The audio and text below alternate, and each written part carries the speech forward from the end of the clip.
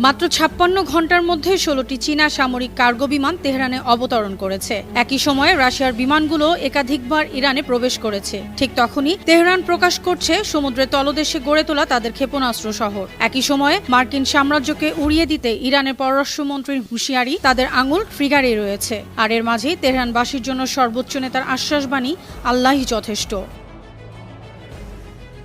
Israeli সংবাদ মাধ্যম মার্ভি সহ বিভিন্ন গোয়েন্দা প্রতিবেদন দাবি করেছে মাত্র ৫৬ ঘন্টার মধ্যে চীনের ১৬টি Y-20 নামের বড় সামরিক বিমান তেহরানে অবতরণ করেছে। এই বিমান একবারে ৬০ টনেরও বেশি সরঞ্জাম বহন করতে পারে। একই সময়ে রাশিয়ার সামরিক বিমানও একাধিকবার ইরানে যাতায়াত করে। চীন ইরানে HQ-9B দীর্ঘপাল্লার আকাশ প্রতিরক্ষা ব্যবস্থা পাঠিয়েছে, যা মার্কিন S-300 এর সমতুল্য।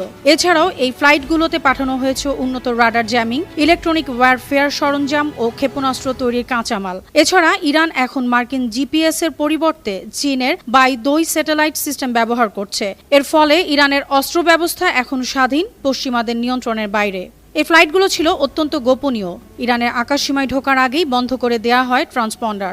তবে আনুষ্ঠানিকভাবে কেউ কিছু স্বীকার না করলেও আন্তর্জাতিক গোয়েন্দা বিশ্লেষণ বলছে এটি শুধু সাহায্যই নয়, বরং একটি স্পষ্ট বার্তা, ইরানকে যে কোনো আগ্রাসনের মুখে শক্তভাবে রক্ষা করা হবে।